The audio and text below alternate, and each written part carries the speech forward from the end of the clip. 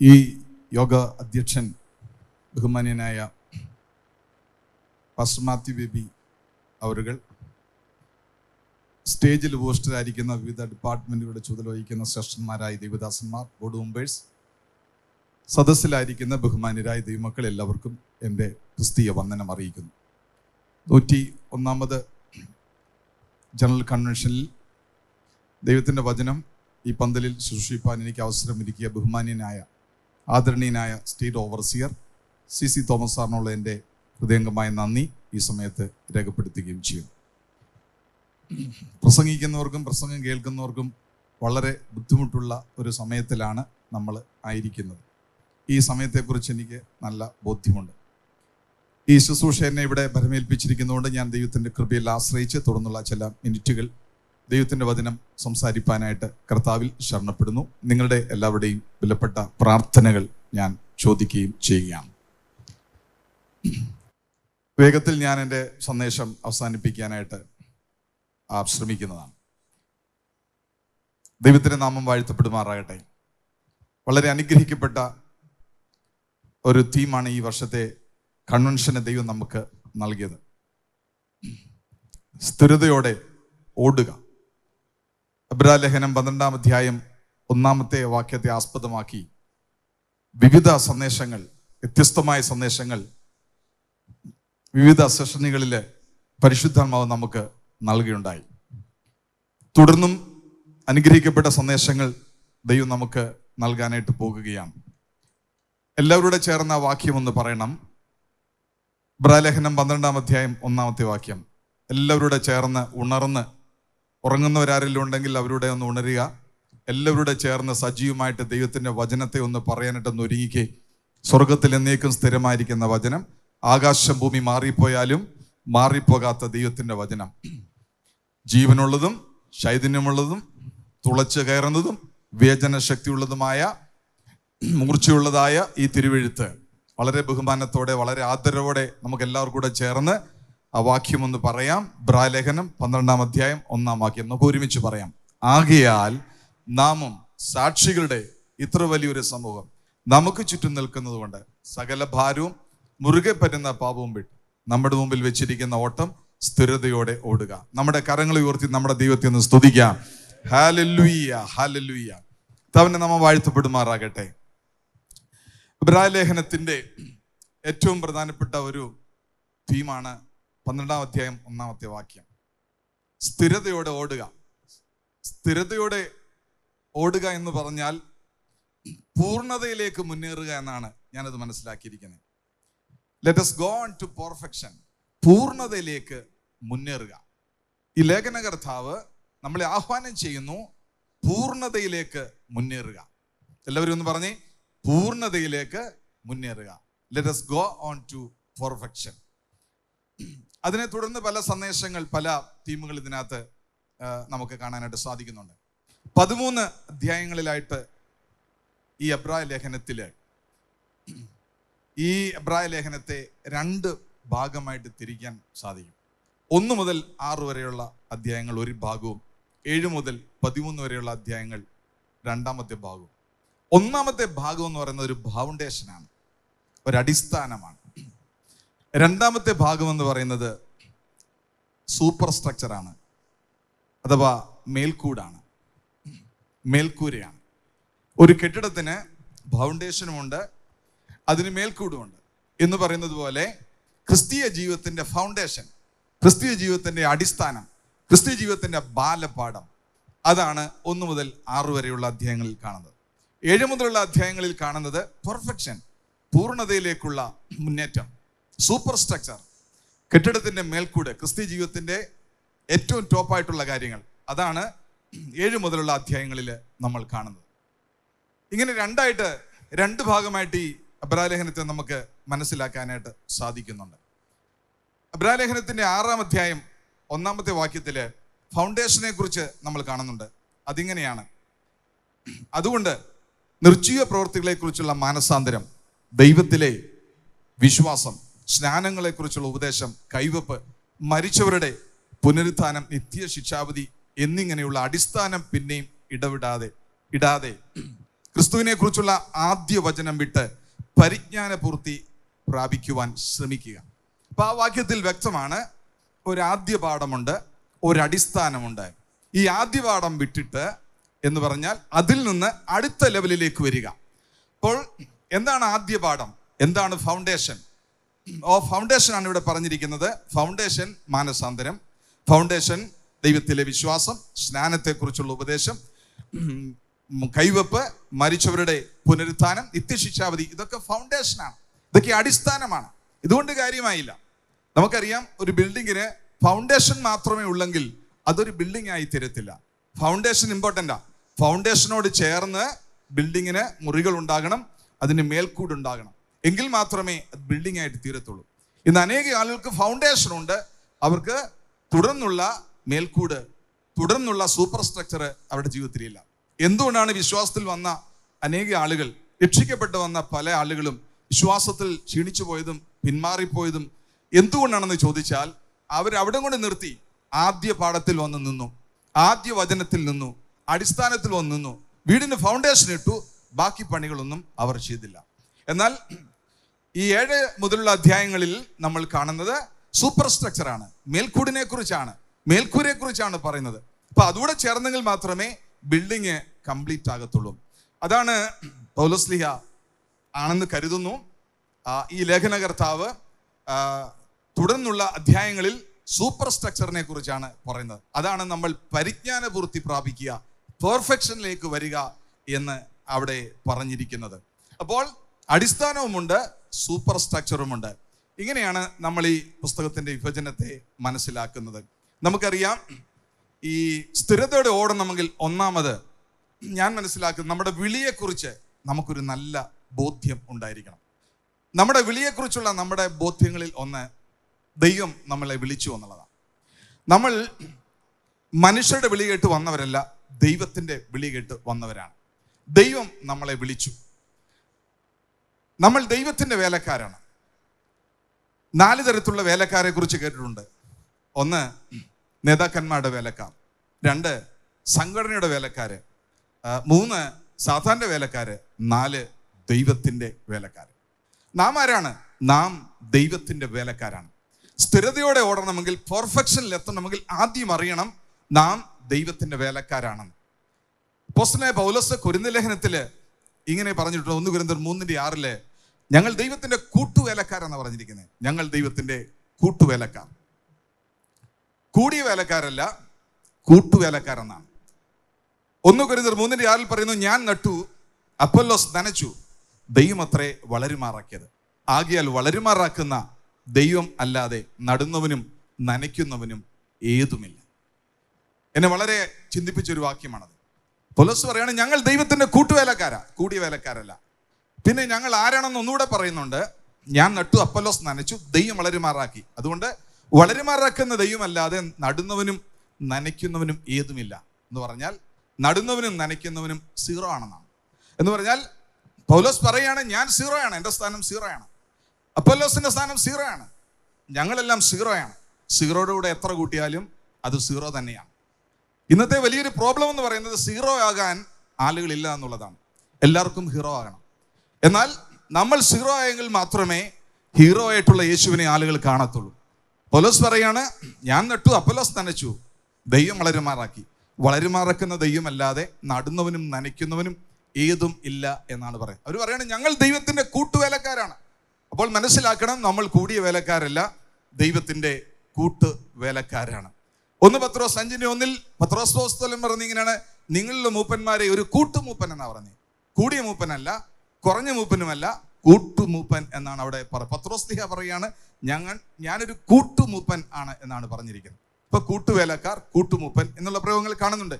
Revelation 1:9 യോഹന്നാൻ അപ്പോസ്തലൻ വെളിപ്പാട് പുസ്തകം എഴുതുമ്പോൾ അക്കാലത്ത് ജീവിച്ചിരിക്കുന്ന ഏറ്റവും ഒടുവിലത്തെ അപ്പോസ്തലൻ, ആധികാരികമായിട്ട് ദൈവത്തെക്കുറിച്ച്, ഉപദേശത്തെക്കുറിച്ച് എന്തെങ്കിലും സംസാരിക്കാനായിട്ട് അറിവുള്ള ആ അപ്പോസ്തലൻ തന്നെ പരിചയപ്പെടുന്ന നിങ്ങളുടെ സഹോദരൻ ആയ യോഹന്നാൻ എന്നാണ്. നിങ്ങളുടെ സഹോദരൻ. അവിടെയൊക്കെ ഹ്യൂമിലിറ്റി, അവിടെയൊക്കെ താഴ്മ, അവിടെയൊക്കെ എളിമ നമ്മളെപ്പോഴും പഠിക്കേണ്ട ഒരു പ്രധാനപ്പെട്ട വിഷയമാണ്.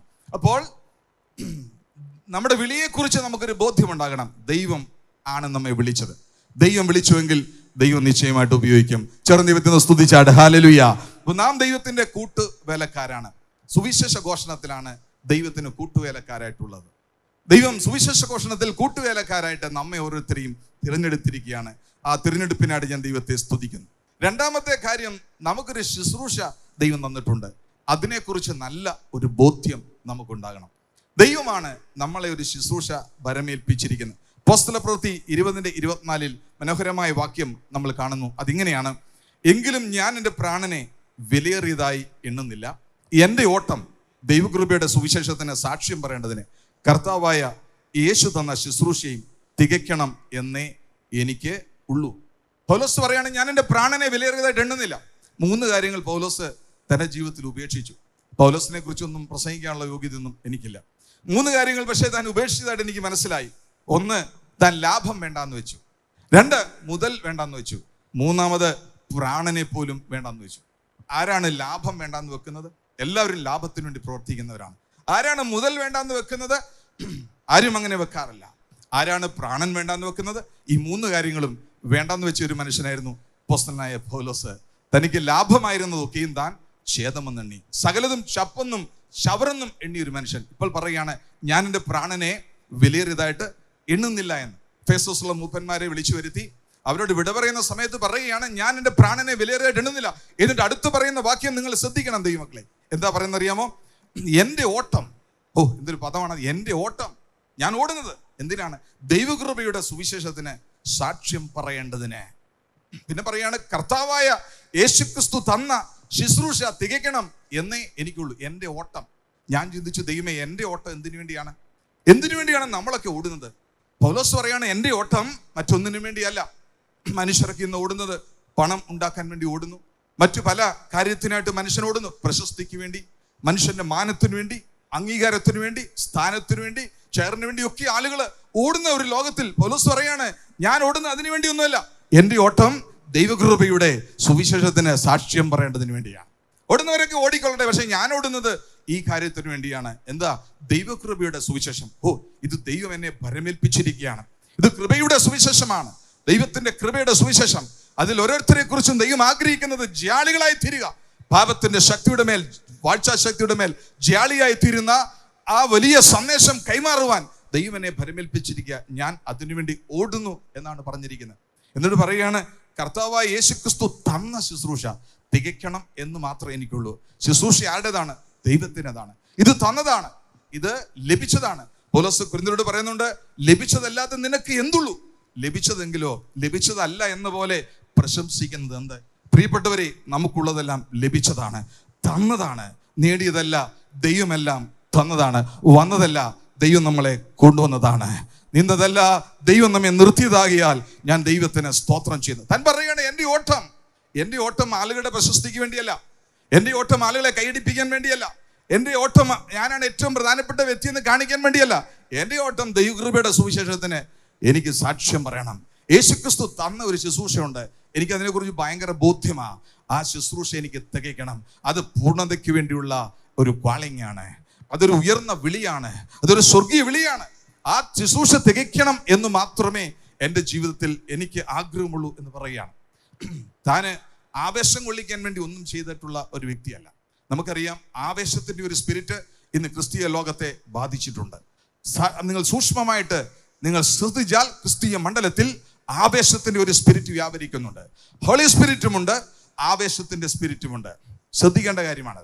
ആവേശത്തിന്റെ സ്പിരിറ്റ് ലോകത്തിന്റെ ഒരു സ്പിരിറ്റാണ്.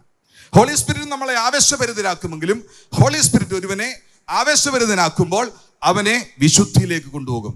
പാപത്തിന്റെ ശക്തിയെ ജയിക്കാനായിട്ട് പാപത്തെക്കുറിച്ചുള്ള ബോധ്യം ഹോളി സ്പിരിറ്റ് ഒരുവനെ നൽകും. ഇന്ന് അനേക ഇടങ്ങളിൽ ആളുകളെ ആവേശം കൊള്ളിക്കുകയാണ്. ആവേശം കൊള്ളിക്കുന്നത് വലിയൊരു കാര്യമായിട്ട് ആളുകൾ കാണുകയാണ്. മനുഷ്യന്റെ ദേഹി മണ്ഡലങ്ങളിൽ മാത്രം നിൽക്കുന്ന ഒരാവേശത്തിൽ മാത്രം ഒതുങ്ങുന്ന ഒരു ശുശ്രൂഷയ്ക്കല്ല ദൈവം നമ്മളെ വിളിച്ചിരിക്കുന്നത്.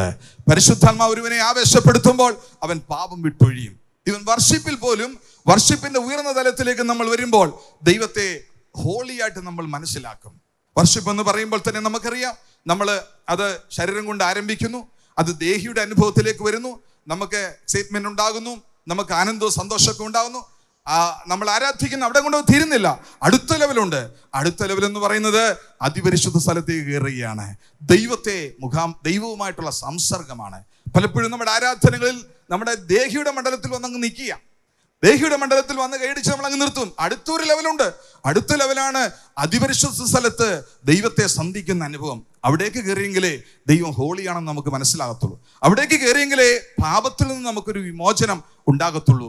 അപ്പോൾ ആ ഒരു അനുഭവമാണ് ദൈവം നമ്മുടെ ജീവിതത്തിൽ ആഗ്രഹിക്കുക. അപ്പം നമ്മളുടെ ജീവിതത്തിൽ സ്ഥിരതയോടെ ഓടണമെങ്കിൽ മറ്റൊരു കാര്യമാണ്, ദൈവം നമുക്കൊരു ശുശ്രൂഷ തന്നു എന്നുള്ള ബോധ്യത്തിൽ നമ്മുടെ വിളിയെ മനസ്സിലാക്കി നമ്മൾ ഓടണം. വേറെ ഒരു കാര്യം ഉണ്ട്, ദൈവത്തിന് സ്തോത്രം, ദൈവം നമ്മളെ ഉപയോഗിക്കും എന്ന് നമ്മൾ അറിഞ്ഞിരിക്കണം. ദൈവം ഒരു ശുശ്രൂഷ തന്നെങ്കിൽ ദൈവം നിശ്ചയമായിട്ടും നമ്മളെ ഉപയോഗിക്കും. നമ്മളെ ദൈവം ഉപയോഗിക്കുന്നത് എന്തിനാണ്? 4 പേരെ കർത്താവിലേക്ക് കൊണ്ടുപോകാൻ വേണ്ടിയാണ്. ഞാൻ പലപ്പോഴും ചിന്തിക്കാറുണ്ട്, എൻ്റെ ജീവിതത്തിലെ ഏറ്റവും പ്രധാനപ്പെട്ട കാര്യം എൻ്റെ കൂടെ എത്ര പേരുണ്ട് എന്നുള്ളതല്ല, എൻ്റെ യേശുവിൻ്റെ കൂടെ എത്ര പേര് ഉണ്ട് എന്നുള്ളതാണ്. എൻ്റെ ശുശ്രൂഷയിൽ എത്ര പേര് എനിക്ക് സപ്പോർട്ട് ഉണ്ടെന്നുള്ളതല്ല എൻ്റെ വിഷയം. എൻ്റെ ശുശ്രൂഷയിൽ എത്ര പേര് യേശുവിനെ കണ്ടിട്ടുണ്ട് എന്നതാണ് എൻ്റെ വിഷയം. അതായിരിക്കട്ടെ നമ്മുടെയൊക്കെയും വിഷയം എന്ന് പറയുന്നത്. ഇപ്പൊ കർത്താവായ യേശുക്രിസ്തു തന്ന ശുശ്രൂഷ തെയ്യിക്കണമെങ്കിൽ നമ്മുടെ ഓട്ടത്തിൽ നമുക്ക് സ്ഥിരതയോടെ ഓടണമെങ്കിൽ ഒരു ഡിസിപ്ലിൻ ആവശ്യമാണ്. അത് കൊരിന്ത്യർ ലേഖനത്തിൽ 1 Corinthians 9:27 പൗലോസ് പറഞ്ഞു, മറ്റുള്ളവരോട് പ്രസംഗിച്ച ശേഷം ഞാൻ തന്നെ കൊള്ളരുതാത്തവനായി പോകാതിരിക്കേണ്ടതിന് എൻ്റെ ശരീരത്തെ ദണ്ഡിപ്പിച്ച് അടിമയാക്കി അത്രേ ചെയ്യുന്നതെന്ന്. ഏത് ശുശ്രൂഷയ്ക്കും ഏത് ജോലിക്കും ഒരു അപകട ഫീൽഡ് ഉണ്ട്, ഒരു അപകടമുണ്ട്. സിവിൽ എഞ്ചിനീയറിംഗ് ജോലി ചെയ്യുന്ന ആളുകളെ കണ്ടിട്ടില്ലേ? തലയിൽ ഹെൽമെറ്റ് വെച്ചാൽ ജോലി ചെയ്യുന്നത്. അപകട സാധ്യതയുണ്ട്. സ്കൂട്ടർ ഓടിക്കുന്ന ആളിന് ഹെൽമെറ്റ് വെച്ചല്ലേ പോകുന്നത്, സീറ്റ് ബെൽറ്റ് ഇടല്ലേ വാഹനം ഓടി, എല്ലാം അപകട സാധ്യതയുണ്ട് ഏത് ജോലിക്കും. ഇതുപോലെ ദൈവിക ശുശ്രൂഷ ചെയ്യുന്ന വ്യക്തിക്കും അപകട സാധ്യതയുണ്ട്. എന്താ അപകട സാധ്യത? ഇത് ഏറ്റവും കൂടുതലുള്ളത് ആർക്കാണെന്നറിയാമോ? പ്രസംഗിക്കുന്ന എനിക്കാണ്. എന്തുകൊണ്ടാണ് പൗലോസ് പറഞ്ഞത് ഇങ്ങനെയാണ്? പ്രസംഗിച്ച ശേഷം, മറ്റുള്ളവരോട് പ്രസംഗിച്ച ശേഷം എളുപ്പമാണ് പ്രസംഗിക്കാനായിട്ട്. ഒരാൾ പണ്ട് പറഞ്ഞു, പ്രസംഗം ശരവേഗത്തിലും ജീവിതം കാളവണ്ടി പോലെയാണ്. പ്രസംഗം ശരവേഗത്തിലാണ്, പ്രസംഗം ആളുകളെ ആവേശം കൊള്ളിക്കും, പക്ഷേ ലൈഫ് കാളവണ്ടി പോകുന്നത് പോലെ പൊക്കൊണ്ടിരിക്കുന്നു എന്നാണ് പൗലോസ് പറയുന്നത്. മറ്റുള്ളവരോട് പ്രസംഗിച്ച ശേഷം എന്താണ്? ഞാൻ തന്നെ കൊള്ളരുതാത്തവനായി പോകാതിരിക്കണം. ഏറ്റവും കൊള്ളരുതാത്തവനായി പോകാനുള്ള സാധ്യത പ്രസംഗിക്കുന്നവനാണ്. അതുകൊണ്ട് പ്രസംഗിക്കുന്ന കാര്യങ്ങൾ ജീവിതത്തിൽ കൊണ്ടുവരാൻ പറ്റാതെ പോകും. ജനത്തെ ആവേശഭരിതരാക്കാൻ വേണ്ടി പ്രസംഗിക്കുമെങ്കിൽ പ്രാക്ടിക്കൽ ലൈഫിൽ ചിലപ്പോൾ അത് പ്രാവർത്തികമാക്കാൻ കഴിയാതെ പോകും. അങ്ങനെ ചെയ്യുന്നവരുണ്ട്, ദൈവത്തിന് സ്തോത്രം. എന്നാൽ ചിലപ്പോൾ അത് സംഭവിക്കാതെ, അതുകൊണ്ട് ഞാൻ കൊള്ളരുതാത്തവനായി പോകും, ഡിസ്ക്വാളിഫൈ ആകും. ഓട്ടത്തിൽ ഞാൻ ഡിസ്ക്വാളിഫൈ ആകും. ഡിസ്ക്വാളിഫൈ ആയാൽ പിന്നെ എനിക്ക് പിന്നെ പ്രൈസ് ഒന്നുമില്ല, എനിക്ക് പിന്നെ പ്രയോജനമൊന്നുമില്ല. അനേക ആളുകൾ ഡിസ്ക്വാളിഫൈ ആയി പോയി. നന്നായിട്ട് പ്രസംഗിച്ച ആളുകൾ, നന്നായിട്ട് ഓടി ആളുകളൊക്കെ ഡിസ്ക്വാളിഫൈ ആയി, അയോഗ്യരായി പോയി. അങ്ങനെ എനിക്കും അയോഗ്യത വരാതിരിക്കാൻ ഞാനൊരു കാര്യം ചെയ്യുന്നു ഈ ഓട്ടത്തിൽ. എന്താണ്? എൻ്റെ ശരീരത്തെ ദണ്ഡിപ്പിച്ച് അടിമയാക്കും എന്ന് പറഞ്ഞാൽ എൻ്റെ ശരീരത്തെ ഞാൻ ഡിസിപ്ലിനിൽ കൊണ്ടുവരുന്നു. പൗലോസ് പറയാണ്, എൻ്റെ ശരീരം എനിക്കെതിരാണ്. എൻ്റെ ശരീരത്തിന്റെ ഇച്ഛകളും ആഗ്രഹങ്ങളും മോഹങ്ങളും ഒക്കെ ജഡാഭിലാഷം ആത്മാഭിലാഷത്തിനെതിരാണ്. അത് തമ്മിൽ പ്രതികൂലമാണ്. ജഡത്തിന്റെ ചിന്ത മരണമാണ്, ആത്മാവിന്റെ ചിന്ത ജീവനും സമാധാനവുമാണ്. അതുകൊണ്ട് ജഡത്തിന്റെ ചിന്തകളും കാര്യങ്ങളും ഒക്കെ എനിക്കുണ്ട്. രക്ഷിക്കപ്പെട്ടാലും ജഡമോഹങ്ങൾ ജീവിതത്തിൽ ഉണ്ടാകും. ഒരു വ്യക്തി രക്ഷിക്കപ്പെട്ടാലും അന്യഭാഷ പറഞ്ഞാലും സ്നാനപ്പെട്ടാലും ജഡമോഹങ്ങളൊന്നും അവന്റെ ജീവിതത്തിൽ നിന്ന് പൂർണ്ണമായിട്ട് പോകത്തില്ല. അതിനെ മരിപ്പിച്ചുള്ള ഒരു ജീവിതം നാം നയിച്ചെങ്കിൽ മാത്രമേ നമുക്കതിന്മേൽ ജയമെടുക്കുവാനായിട്ട് കഴിയത്തുള്ളൂ. അതുകൊണ്ട് ജഡാഭിലാഷം നമ്മുടെയൊക്കെ ജീവിതത്തിൽ എപ്പോഴും ഉണ്ടാവും. അതുകൊണ്ട് പൗലോസ് ചെയ്യുന്ന ഒരു കാര്യമുണ്ട്. പ്രസംഗിയായ പൗലോസ് തൻ്റെ ശരീരത്തെ ദണ്ഡിപ്പിച്ച് അടിമയാക്കി എന്ന് പറഞ്ഞാൽ ഡിസിപ്ലിനിൽ കൊണ്ടുവരുന്നു. തൻ്റെ ശരീരത്തെ തൻ്റെ ജീവിതത്തെ ഡിസിപ്ലിനിൽ കൊണ്ടുവരിക. ഓട്ടക്കളത്തിൽ വിരുദ് പ്രാപിക്കണമെങ്കിൽ, സ്ഥിരതയോടെ ഓടണമെങ്കിൽ, ഓടി ലക്ഷ്യത്തിലെത്തണമെങ്കിൽ ഒരു ഡിസിപ്ലിൻ ജീവിതത്തിൽ ഏറ്റവും ആവശ്യമാണ്. പൗലോസ് ശരീരത്തെ എങ്ങനെ ഡിസിപ്ലിൻ ആക്കിയെന്നറിയാമോ? കണ്ണിനെ നിയന്ത്രണത്തിൽ കൊണ്ടുവന്നു. ഈ കണ്ണുണ്ടല്ലോ, നമ്മുടെ കണ്ണ്, ഇത് പലതും കാണാൻ ഇഷ്ടപ്പെടുന്ന കണ്ണാണ്. ഈ കണ്ണിനെ കൺട്രോളിൽ കൊണ്ടുവന്നു. നോ, എല്ലാം കാണാൻ നിനക്ക് ഇനി അനുവാദമില്ല. ന്യായപ്രമാണത്തിലെ അത്ഭുതങ്ങളെ കാണേണ്ട കണ്ണാണിത്. ഇത് വേറൊരു കാര്യത്തിന് ഞാൻ അനുവദിക്കത്തില്ലെന്ന് പൗലോസ് പറഞ്ഞിട്ടുണ്ട്. തൻ്റെ ചെവിക്ക് ഇഷ്ടമാണ് മറ്റുള്ളവരുടെ കുറ്റങ്ങൾ കേൾക്കാൻ, പരദൂഷണങ്ങൾ കേൾക്കാൻ. പൗലോസ് ചെവിയെ നിയന്ത്രണത്തിൽ കൊണ്ടുവന്നു. നാവിന് ഇഷ്ടമാണ് മറ്റുള്ളവരെ കുറിച്ച് സംസാരിക്കുവാൻ. പൗലോസ് നാവിനെ നിയന്ത്രണത്തിൽ കൊണ്ടുവന്നു. ചിന്തകൾ, പാപചിന്തകളൊക്കെ നമ്മുടെ മനസ്സിലൊക്കെ എപ്പോഴും വരാൻ ഭയങ്കര സാധ്യതയാണ്. എല്ലാത്തിനെയും കൺട്രോളിൽ കൊണ്ടുവന്നു. അതിന് ഞാൻ മനസ്സ് പുതുക്കി രൂപാന്തരപ്പെട്ടു. ശരിയായിട്ടുള്ള ആരാധനയെ കുറിച്ച് ലേഖനം 12:1 വാക്യങ്ങളിൽ പൗലോസ് പറഞ്ഞു, ശരിയായിട്ടുള്ള ആരാധന ബുദ്ധിയുള്ള ആരാധനയാണ്. ബുദ്ധി വേണ്ടെന്നൊക്കെ ആളുകളൊക്കെ പറയുന്നത്. ബുദ്ധിയുള്ള ആരാധന എന്ന് പറഞ്ഞാൽ അത് ശരിയായിട്ടുള്ള ആരാധന. എങ്ങനെ ആരാധിക്കണമെന്ന് അറിഞ്ഞ് ആരാധിക്കുന്ന ആരാധനയാണ് ബുദ്ധിയുള്ള ആരാധന. ബുദ്ധിയുള്ള ആരാധനയുടെ പ്രത്യേകത എന്താ? അത് ശരീരത്തിന്റെ അവയവങ്ങളെ ദൈവത്തിന് സമർപ്പിച്ചിരിക്കും. ബുദ്ധിയില്ലാത്തവന്റെ ആരാധനയിൽ അവന്റെ ശരീരം സമർപ്പിക്കത്തില്ല. അവൻ പാട്ടുപാടിയിട്ട് പോകത്തേ ഉള്ളൂ, കൈയടിച്ചിട്ട് പോകത്തേ ഉള്ളൂ. ബുദ്ധിയുള്ള ആരാധനയാണ് ആത്മാവിലുള്ള ആരാധന. ആ ആരാധന പ്രത്യേകത കണ്ണിനെ സമർപ്പിക്കും, ഗണ്ണം ഗണ്ണമായിട്ട് നുറുക്കും.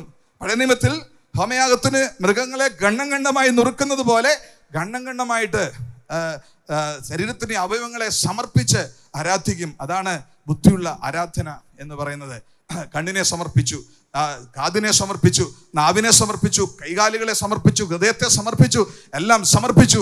അങ്ങനെ അതുപോലെ മനസ്സിനെ സമർപ്പിച്ചു. അതാണ് മനസ്സ് പുതുക്കി രൂപാന്തരപ്പെടണം എന്ന് പറഞ്ഞത്. മനസ്സിനകത്ത് എല്ലാ പാപങ്ങളും വരുന്നത്. പിശാച് നമ്മളെ അറ്റാക്ക് ചെയ്യുന്നത് നമ്മുടെ മൈൻഡിനെയാണ്. നമ്മുടെ മനസ്സിലാണ് ഭയം കൊണ്ടിരുന്നത്, നമ്മളെ വീക്കാക്കുന്നത്. അവിശ്വാസം കൊണ്ടിരുന്നത് മനസ്സിലാണ്. അതുകൊണ്ടാണ് അവിശ്വാസമുള്ള ദുഷ്ട ഹൃദയമൊന്നും നമ്മളിൽ വരാതിരിക്കാൻ സൂക്ഷിക്കണമെന്ന് പറയുന്നത്. മൈൻഡിലൂടെയാണ് അതിന്റെ പ്രവേശനം. അതുകൊണ്ടാണ് റിന്യൂ യുവർ മൈൻഡ് എന്ന് പറയുന്നത്. Renewing your mind.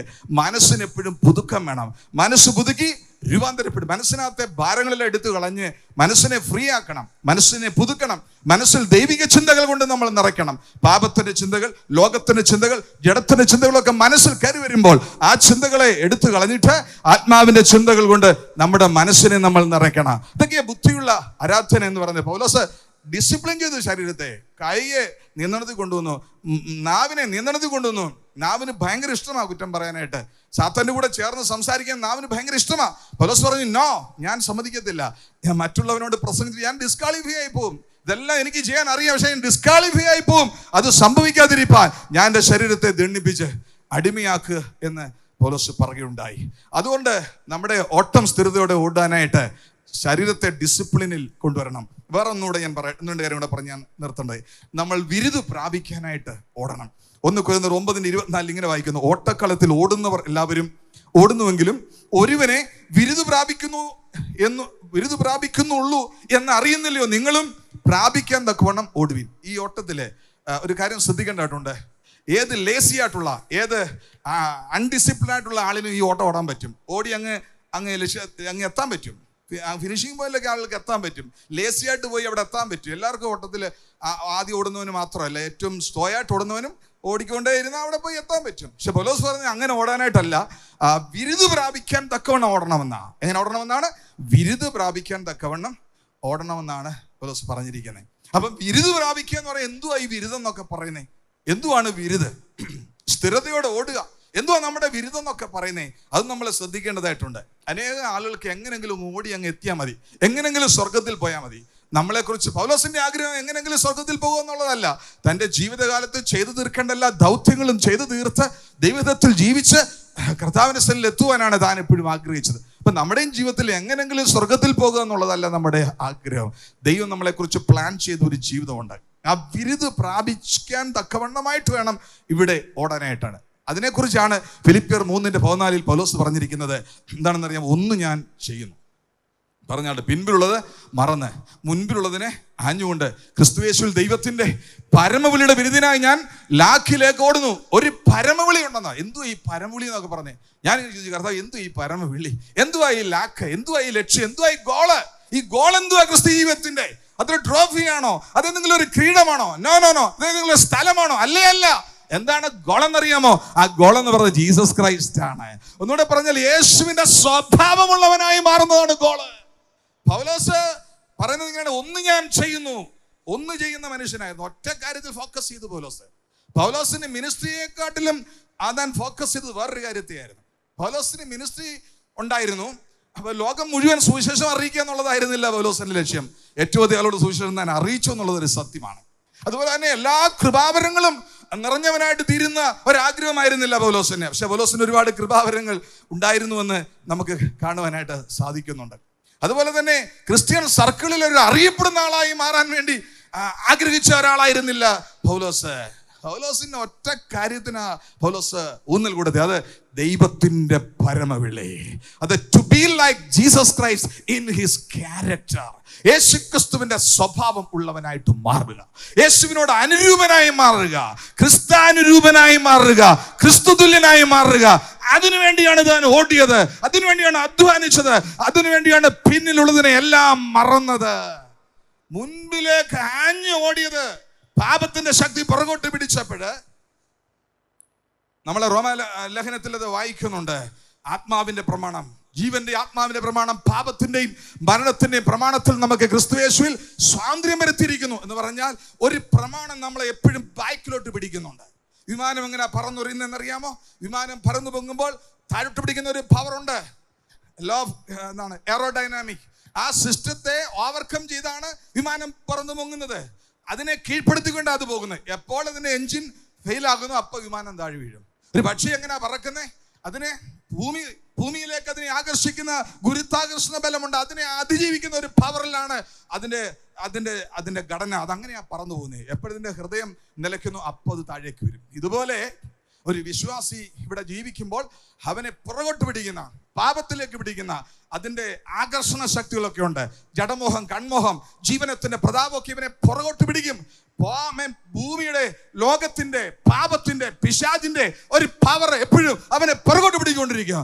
അതിനെ അതിജീവിച്ചുകൊണ്ടാണ് അവൻ മുൻപോട്ട് കുതിക്കുന്നത്. അതിനവന് ജീവന്റെ ആത്മാവിന്റെ പ്രമാണം വേണം. അതിനവന് anointing of the holy spirit വേണം. അതിനവൻ വിളിയെക്കുറിച്ച് നല്ല ബോധ്യമുള്ളവനായി തീരണം. എന്നെ വിളിച്ചത് ഒറ്റ കാര്യത്തിന് വേണ്ടിയാണ്. മിനിസ്ട്രി പ്രധാനപ്പെട്ട കാര്യം, പക്ഷെ അതിനെക്കാട്ടിൽ പ്രധാനപ്പെട്ട വേറെ കാര്യമുണ്ട്. മിനിസ്ട്രിയെക്കാട്ടിൽ പ്രധാനപ്പെട്ട കാര്യമാണ് യേശുവിന്റെ സ്വഭാവമുള്ളവനായി തീരുന്നത്. കൃപാവരത്തെക്കാൾ പ്രധാനപ്പെട്ട കാര്യമാണ് യേശുവിന്റെ സ്വഭാവമുള്ളവനായി മാറുന്നത്. ക്രിസ്ത്യൻ സർക്കിളിൽ അറിയപ്പെടുന്ന ഒരാളായി തീരുന്നതിനെക്കാട്ടിലും ഏറ്റവും പ്രധാനപ്പെട്ട കാര്യമാണ് യേശുവിന്റെ സ്വഭാവമുള്ളവനായി മാറുന്നത്. ചേർന്ന് സ്തുതിച്ചായിട്ട് ഹല്ലേലൂയ.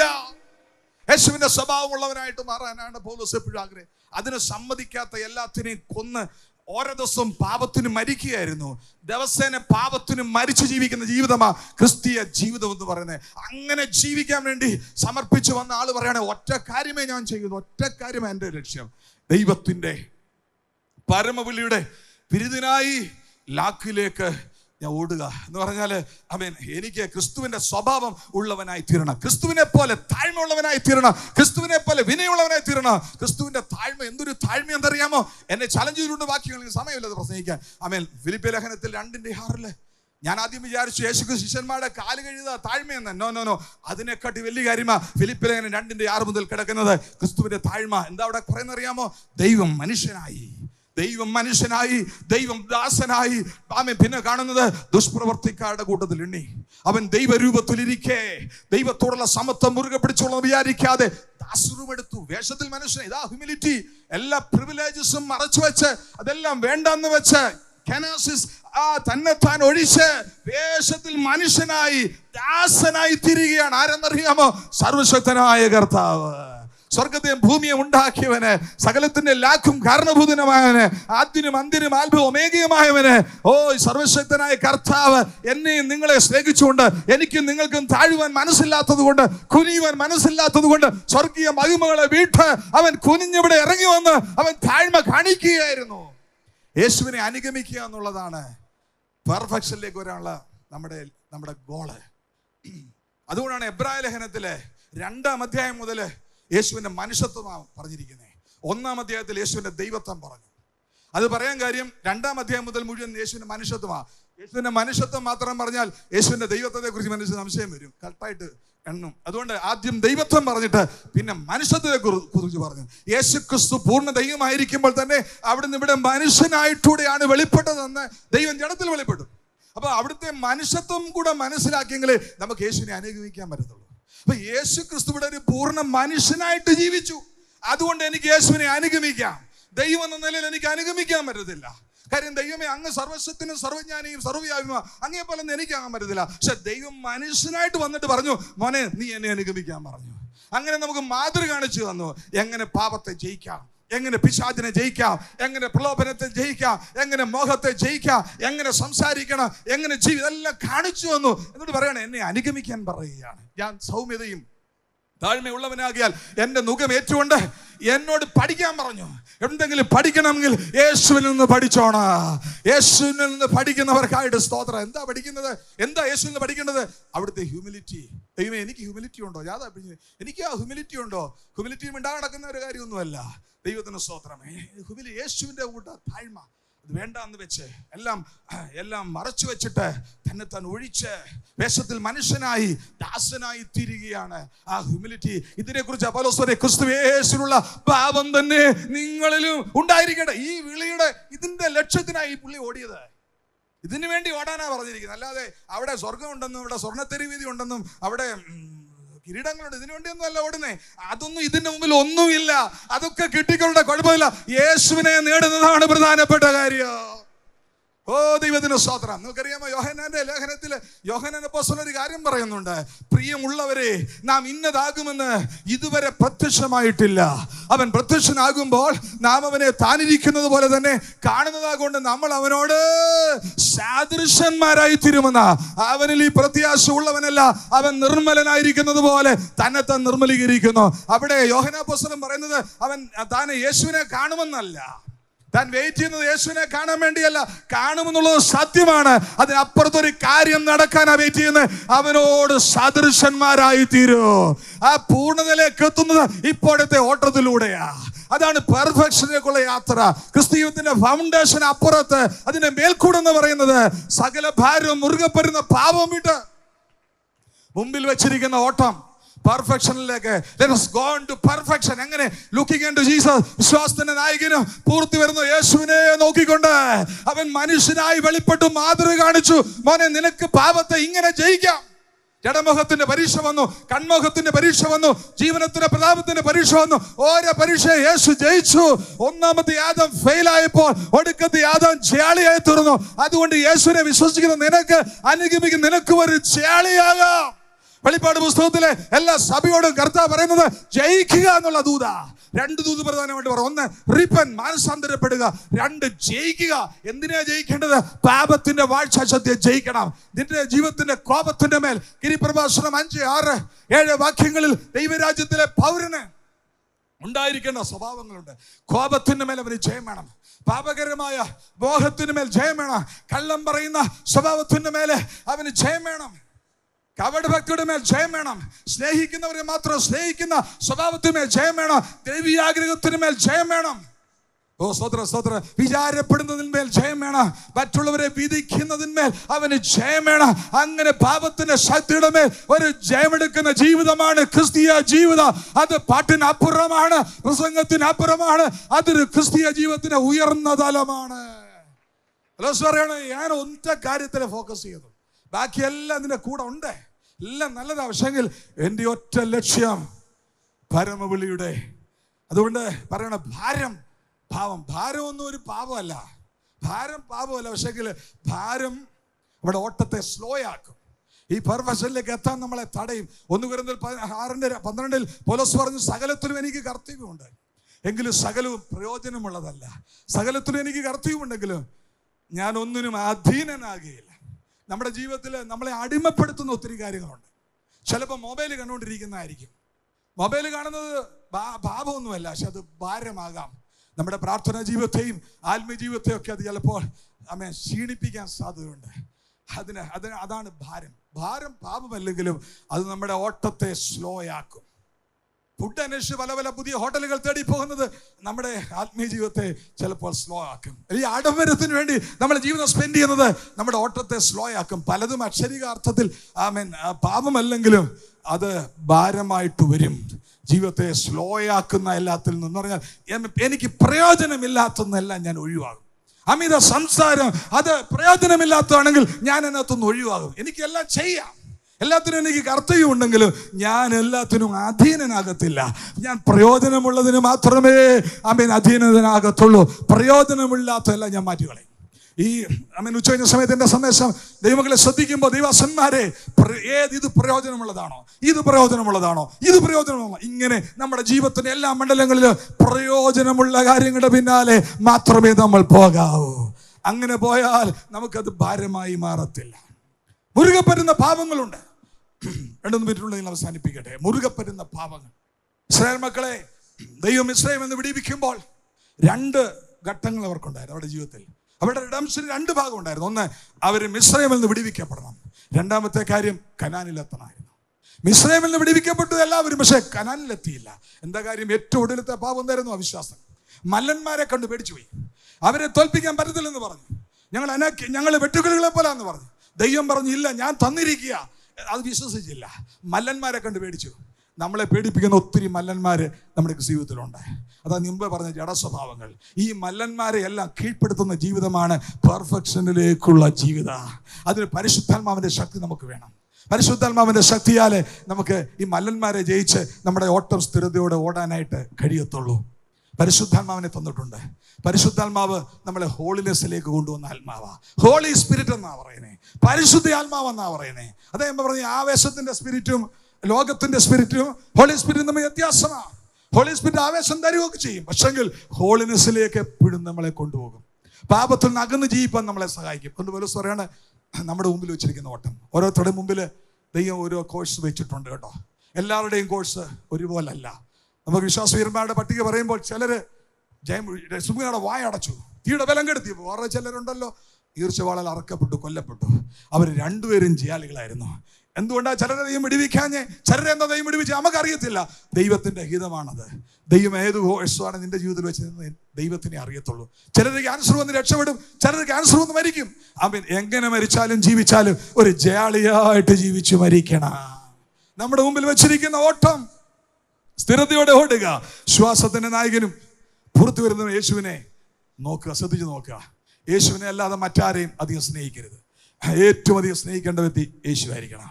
യേശുവിൻ്റെ മുമ്പിൽ എല്ലായ്പ്പോഴും നിൽക്കുന്ന വ്യക്തികളായി തീരണം. ഓരോ ദിവസവും പാപത്തിന് മരിച്ച് ജീവിക്കണം. ഒരു ഗുഡ് കോൺഷ്യസ്, ഒരു നല്ല മനസ്സാക്ഷി എപ്പോഴും കീപ്പ് ചെയ്ത് ജീവിക്കണം. അങ്ങനെ നമ്മുടെ ഓട്ടം, ദൈവത്തെ സ്തുതിച്ചാട്, ഹല്ലേലൂയ, നമ്മുടെ ഓട്ടം സ്ഥിരതയോടാ. അപ്പൊ നമ്മുടെ ഗോൾ എന്താണ്? നമ്മുടെ പരമവിളി എന്താണ്? എന്തിനാ ഓടുന്നത്? സ്വർഗത്തിലെത്താൻ വേണ്ടി മാത്രമല്ല, യേശുവിന്റെ സ്വഭാവം പ്രാപിക്കാൻ. കർത്താവേ, ഒരുപാട് മേഖലകളിൽ ഇന്നും ഞാൻ ഫെയിലാണ് കർത്താവേ. എനിക്ക് യേശുവിന്റെ സ്വഭാവം, ആ ഹ്യൂമിലിറ്റി, ആ സൗമ്യത, ആ താഴ്മ, ആ വിനയം, ആ മനസ്സലിവിന്റെ ഒക്കെ അനുഭവങ്ങൾ അങ്ങ് സംസാരിച്ചതുപോലെ ഞാൻ പലപ്പോഴും കർത്താവേ, യേശു എങ്ങനെയാ പ്രസംഗിച്ചേ? യേശു പ്രസംഗിച്ചതുപോലെ യേശു എങ്ങനെയാ പ്രസംഗിച്ചേ? യേശു എങ്ങനെയായിരുന്നു? ആളുകളെ ഇളക്കി മറിച്ച് അങ്ങനെയാണോ പ്രസംഗിച്ചേ? അങ്ങനെയൊക്കെ ചെയ്തിട്ടുണ്ട്. യേശു പ്രസംഗിച്ചതുപോലെ പ്രസംഗിക്കാൻ, ജീവിച്ചോളൂ ജീവിക്കാൻ ദൈവമേ സഹായിക്കണമെന്ന് നമുക്ക് എല്ലാവർക്കും പ്രാർത്ഥിക്കാം. ദൈവം നമ്മളെ അനുഗ്രഹിക്കട്ടെ. God bless you. Thank you.